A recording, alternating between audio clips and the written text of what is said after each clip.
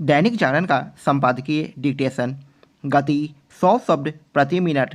Start होगा 5 second बाद।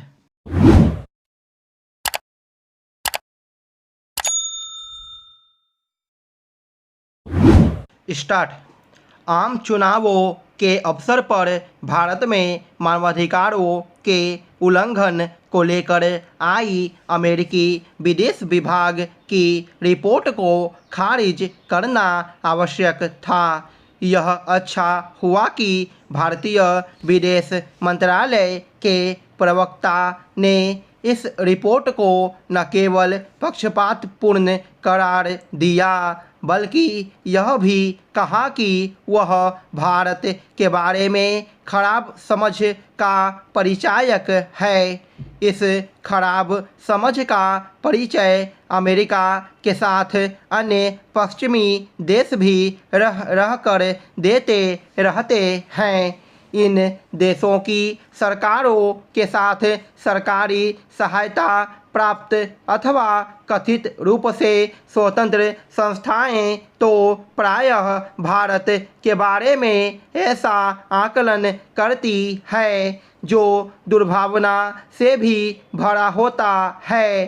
कई बार तो उनकी यह दुर्भावना छिपती भी नहीं और ऐसी संस्थाएं उपहास का पात्र बनती है। निसंदेह मानवाधिकारों एवं अन्य अनेक मामलों में भारत में सब कुछ ठीक नहीं, लेकिन क्या अमेरिका या यूरोप में सब चंगा है?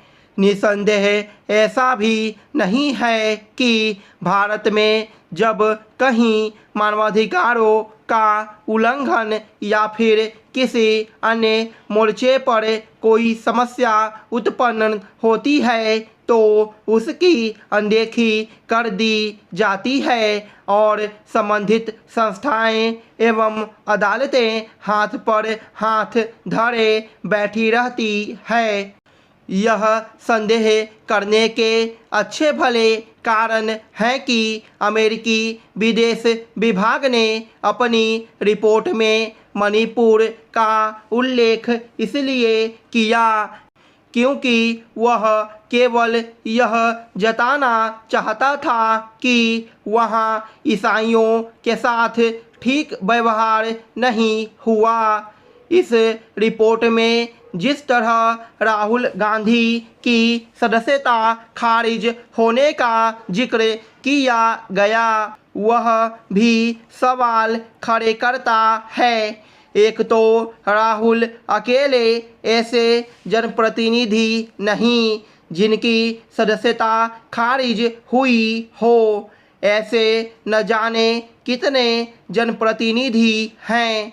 यह भी किसी से छिपा नहीं कि जिस तरह अदालत के आदेश से राहुल गांधी की सदस्यता गई उसी तरह अन्य नेताओं की भी गई और उच्चतर न्यायालयों के आदेश से बहाल भी हो गई। क्या अमेरिका यह चाहता है कि भारत सरकार अदालतों को आदेश दे कि उन्हें कैसे फैसले देने चाहिए? समस्या यह नहीं कि अमेरिका या अन्य पश्चिमी देश समय समय पर भारत की समस्याओं पर चिंता जताते हैं। समस्या इससे है कि वे कुछ चुनिंदा मामलों का उल्लेख करते हैं।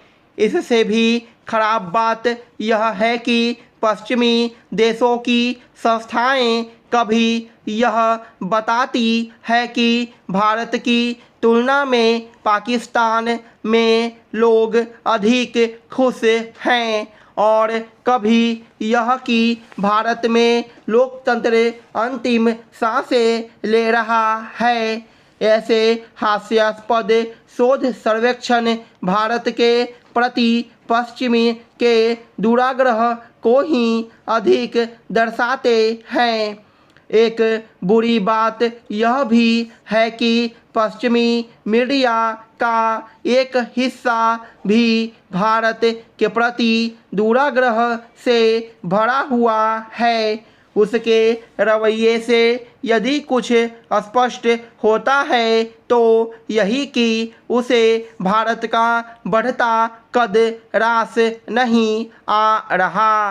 अच्छा हो कि पश्चिम यह समझे कि उसे दुनिया को अपने हिसाब से चलाने का अधिकार नहीं मिला हुआ है। प्रधानमंत्री मोदी ने कांग्रेस पर आरोप लगाया है कि वह SC, ST एवं OBC आरक्षण को मुस्लिम समुदाय को देना चाहती है। उनका यह भी कहना है कि संपत्तियों के सर्वे के पीछे भी ऐसा ही इरादा है।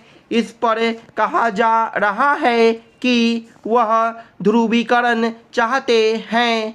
प्रश्न है कि क्या प्रधानमंत्री ने जो आरोप लगाया उसे सांप्रदायिक रंग देना माना जाए या उसके पीछे कुछ तथ्य भी है। कांग्रेस नेता प्रधानमंत्री पर हमले तो कर रहे हैं किंतु यह कहने को तैयार नहीं कि वे मुस्लिम समुदाय को आरक्षण देने के पक्ष में नहीं हैं। कांग्रेस यह भी स्पष्ट नहीं करती कि वह मत मजहब के आधार पर आरक्षण के विरुद्ध है। चूँकि कांग्रेस अपने घोषणा पत्र में आरक्षण की सीमा बढ़ाने का वचन देते हुए यह सुनिश्चित करने को कहती है कि अल्पसंख्यकों को शिक्षा, स्वास्थ्य, रोजगार, सार्वजनिक कार्य, अनुबंध, कौशल विकास, खेल और सांस्कृतिक गतिविधियों में बिना किसी भेदभाव अवसरों का उचित हिस्सा मिले। इसलिए उसकी मंशा पर प्रश्न उठता है। इसकी एक पृष्ठभूमि है। कांग्रेस सरकारों ने पहले भी मजहब के आधार पर मुस्लिम समुदाय को आरक्षण देने की पहल की है। चूँकि पंथ मजहब के आधार पर आरक्षण मान्य नहीं, इसलिए OBC आरक्षण में से कर्नाटक में मुसलमानों को 4% आरक्षण दिया गया। केंद्र में संप्रंग शासन के दौरान आंध्र की कांग्रेस सरकार ने मुस्लिम समुदाय को आरक्षण देने का कानून बनाया। वह न्यायालय में टिक नहीं सका। आज भी अनुसूचित जनजाति से मतांतरित होकर मुसलमान या ईसाई बनने वालों को आरक्षण का लाभ मिलता है। वे अल्पसंख्यक होने का भी लाभ पाते हैं और अनुसूचित जनजाति का भी। कांग्रेस यह तो कह रही है कि इसमें मुस्लिम शब्द कहीं नहीं है, पर अल्पसंख्यक का अर्थ क्या है? ध्यान रहे, मनमोहन सरकार ने सत्ता में आने के बाद सच्चर समिति गठित की थी, जिसने अपनी रिपोर्ट में आश्चर्यजनक रूप से मुसलमानों को अनुसूचित जातियों से भी खराब स्थिति में बता दिया और उनके सशक्तिकरण के नाम पर जो अनेक अनुशंसाएं की, उनमें सरकारी नौकरियों और शैक्षणिक संस्थानों में आरक्षण भी शामिल था। मनमोहन सरकार के समय ही रंगनाथ मिश्रा समिति ने SC, ST और OBC से मतांतरण करने के बावजूद मुसलमानों को आरक्षण देने की पैरवी की। उसने 27% ओबीसी आरक्षण में से 6% मुसलमानों को देने की सिफारिश की। स्टॉप।